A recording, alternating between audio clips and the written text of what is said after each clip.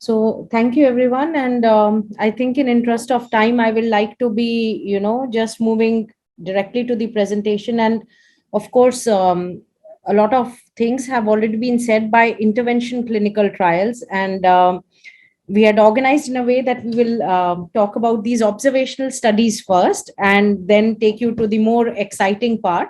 But this is how now we'll go towards talking more about observational studies. So I think in previous seminars, there has already been a lot of discussion related to what these studies are.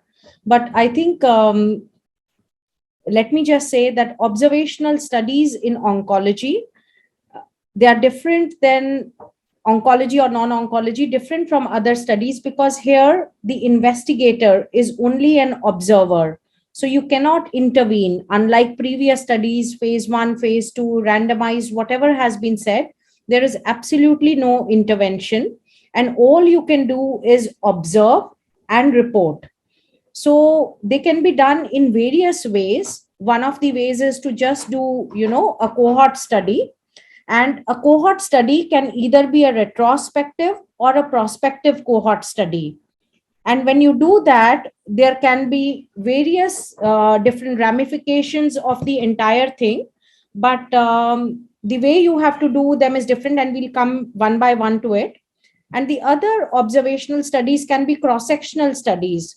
So one can decide, okay, it is not important for me to have a long-term perspective of anything, but I want to evaluate at one time point what outcomes would be.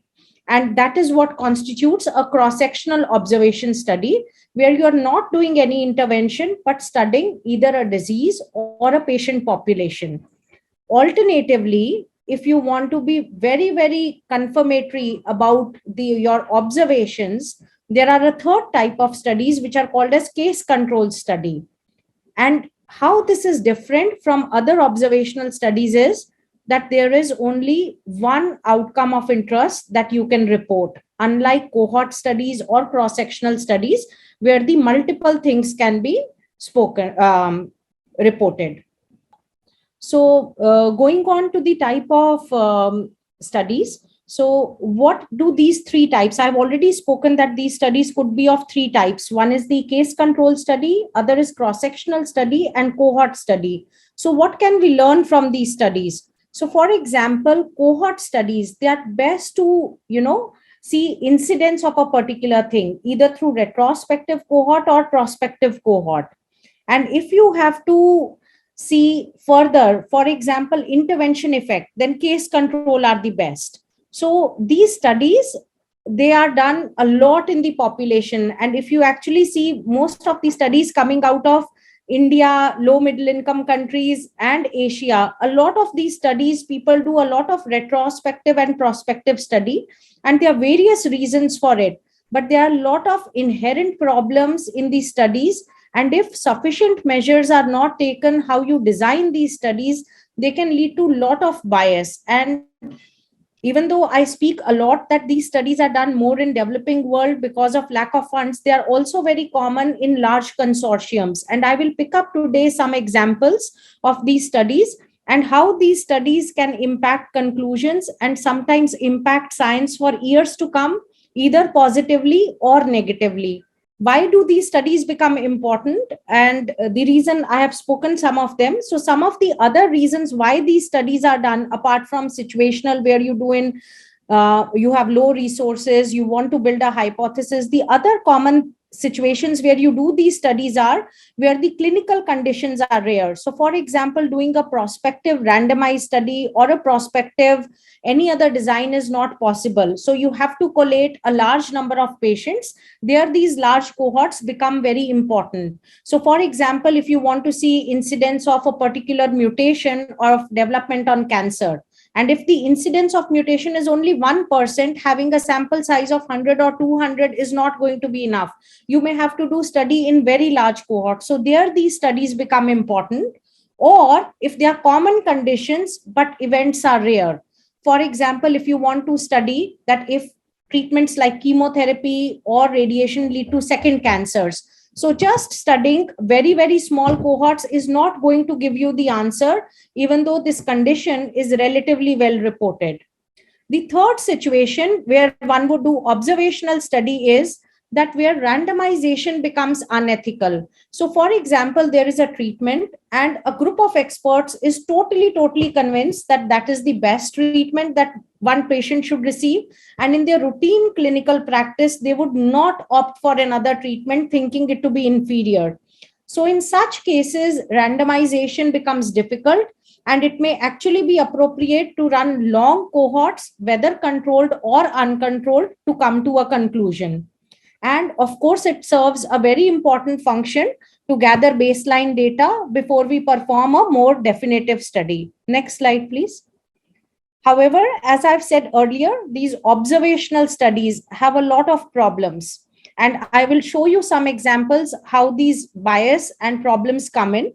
So if you are doing, and today I'll focus mostly on cohort studies, if there is a retrospective cohort, the bias starts right from selection. So for example, if you select a study period, or if you select a hospital, or if you select a clinician, so each one of these conditions may have their own strengths or lack of strengths, and then there can be bias. Second thing, in retrospective cohorts can be recollection bias. So, for example, data is not documented. And if you, for example, interview patients, interview clinicians, they may or may not have strong recollection of the entire context.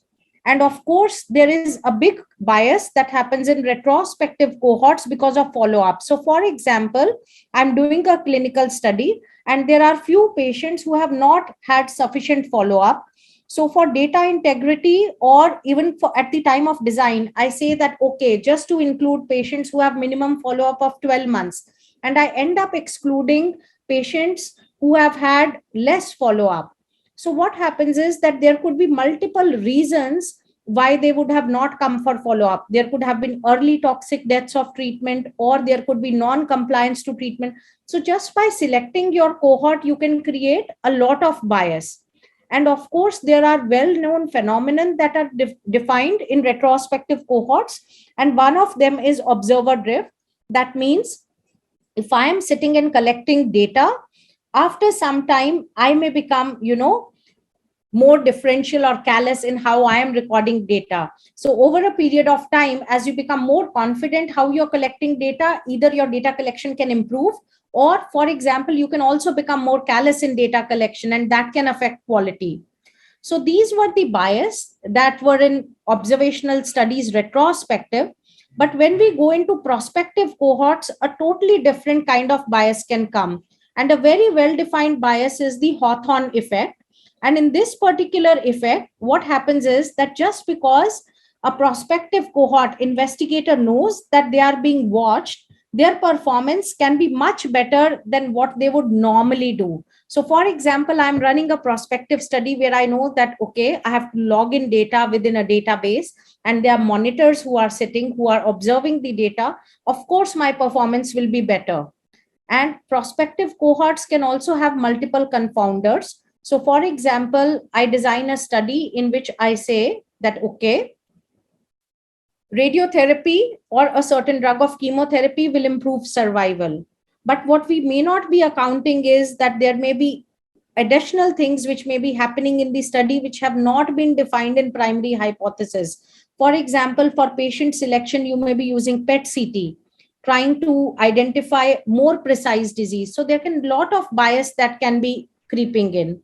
Next slide, Rohan.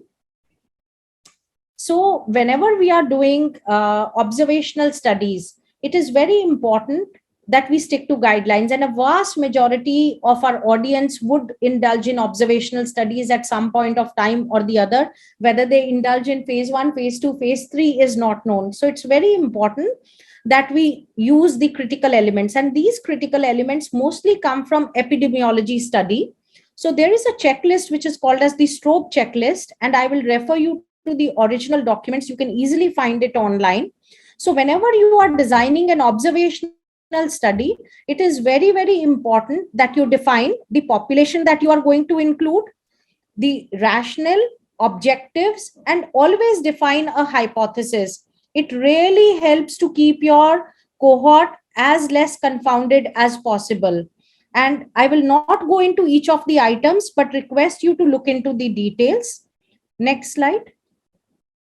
So today, after giving this background, my discussion is going to be on some examples of observational studies, some of which were successful and some of which created disasters. So first cohort that I'm going to talk is a surgical and a radiation study that was done in cervix cancer. And second, we will take few biomarker studies to discuss. Next slide. So this is the example of, a surgical study. So all of us know that laparoscopic surgery people prefer over open surgery, because in the population mind and in doctor's mind, it is very, very common that if you have a keyhole surgery or if you have limited surgery, then the side effects will be less and patients will go home soon. So in cervix cancer in 1990s, laparoscopic study started to be introduced, laparoscopic surgery. And you can see on the right hand side, I highlight recommendations that came from major groups, MD Anderson US and various other groups that led clinical trials, phase 1, phase 2 of laparoscopic surgery, saying that it is extremely safe, it leads to less blood loss, and it should be used in clinical practice. And a lot of focus in these studies was placed on reducing adverse events, reducing blood loss. However, there were few observers who thought that there is further need to test it. So almost 10 to 15 years later, a randomized study was designed, multicentric, led by MD Anderson. Next slide. And when this study got published, I put 3 graphs here. So in the first graph in the left-hand side, there was a clear excess of cancer relapse in laparoscopic surgery, a reduction in disease-free survival, and excessive locoregional recurrence. And since this study came, there were statements issued by all societies that laparoscopic surgery should no more be standard of care. So this is one glaring example where small cohort of studies, there is a new technique that has come. People publish their experience. Something gets recommended as standard of care. But when a randomized trial is done where bias elimination happens, it actually turns out to be detrimental. Next slide. And since this study actually got published, for 20 years, there were very few reports of poor outcomes with laparoscopic surgery. But since this randomized trial came, suddenly there were at least 10 to 14 reports in literature saying that laparoscopic is inferior. Now, the question is, where were these reports sitting when positive were being published? So this is the dynamics that, retrospective and cohort studies cause.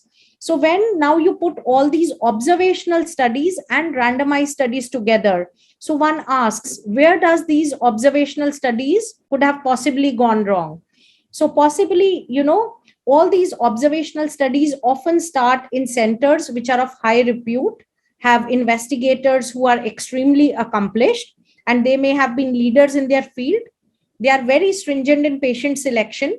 They publish one observational cohort and others start performing similar data procedures. And then they have a psychological pressure to report studies which are almost equal. So centers which do well report their studies. Centers which don't do as well probably don't publish their data. And for years and years, because of these observational studies, women throughout the world were harmed because of these observational results. So an overall overview of observational studies, both in how you do it and how you interpret it, is very important. Next slide. So I've already spoken about, what are the key lessons that we learned from this laparoscopic study. But what is very important is that these studies should rely highly on good patient selection.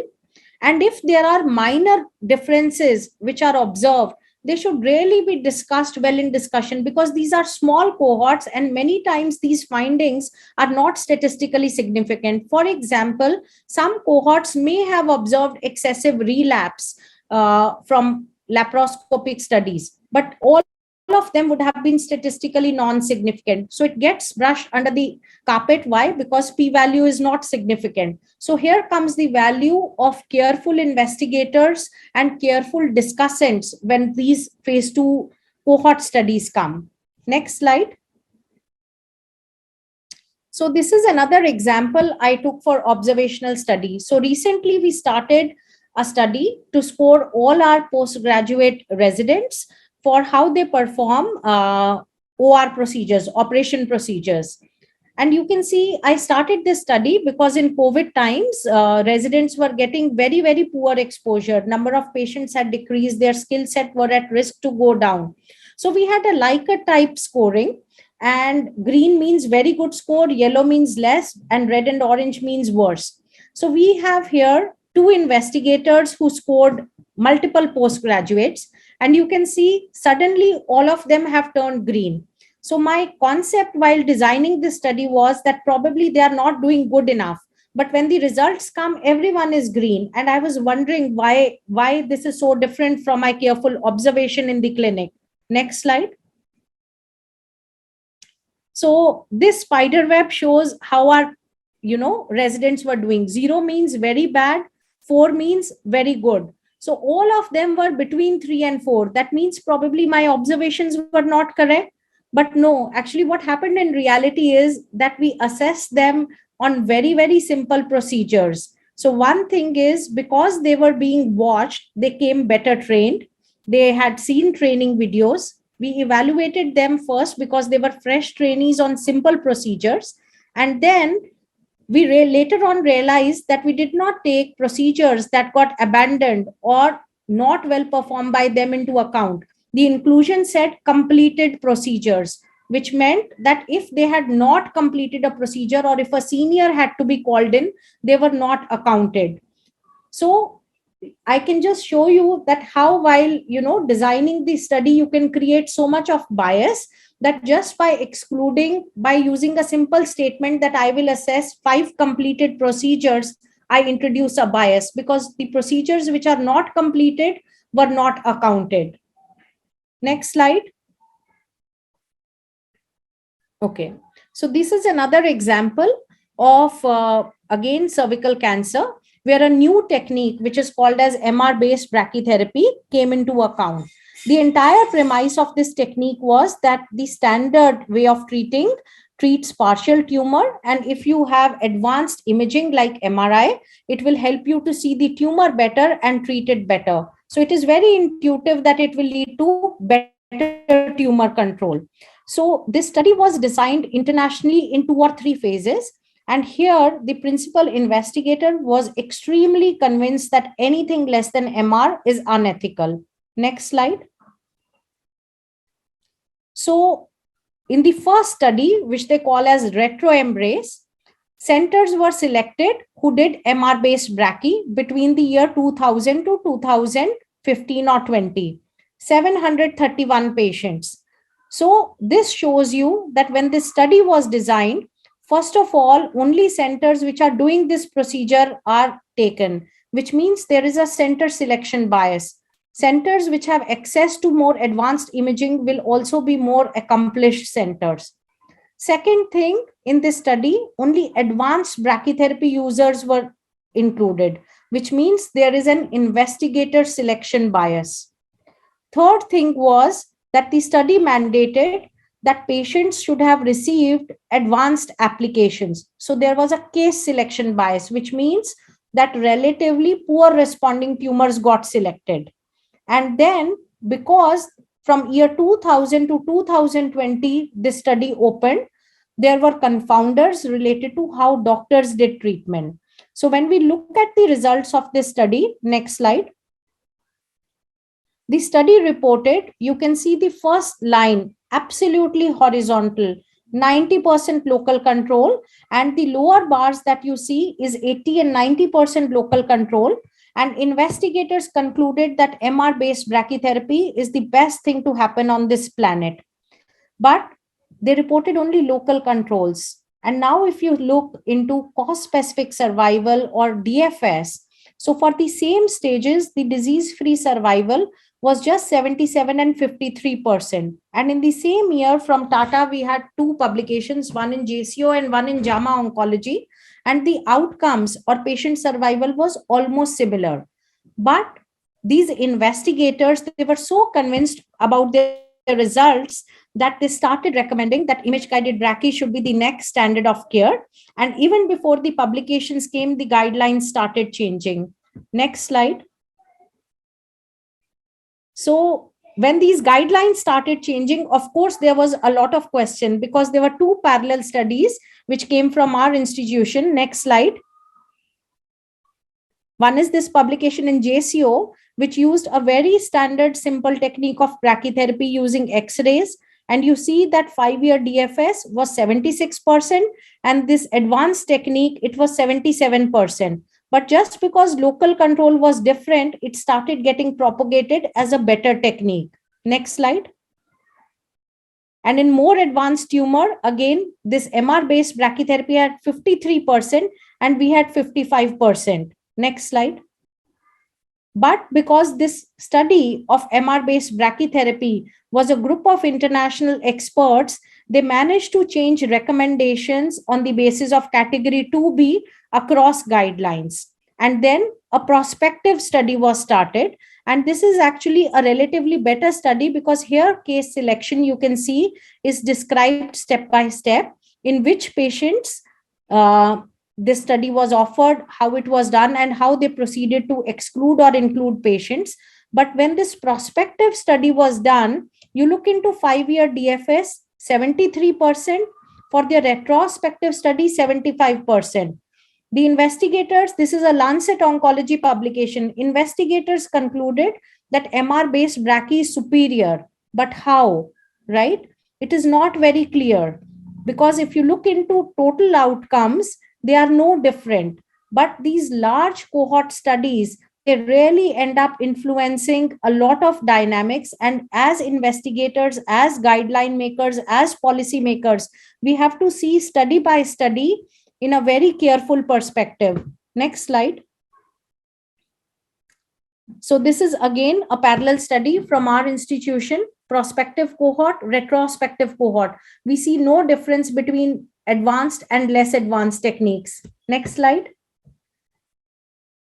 So how do you resolve these problems? That there are strong groups involved, they do multicentric trials, there is selection bias, there are large cohorts, they go into big journals, they change guidelines, and then randomized trial becomes impossible. In the first surgical setting, there was a randomized trial, and 20 years later, the world realized that actually advanced technique was not good. And as far as this study is concerned, now not many randomized trials are going to happen because people are mentally convinced about it. So the next best thing that you can do when you have these kind of observational studies is to see where the bias is coming for. So we have had now 2 decades, 2,100 patients. Investigators are convinced, but when you put side-to-side evidence, it is not very clear.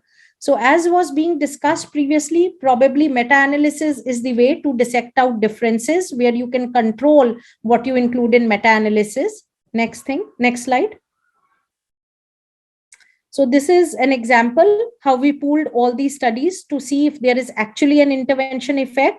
But if you clearly see, this meta-analysis is only of retrospective and prospective cohorts without randomized trial.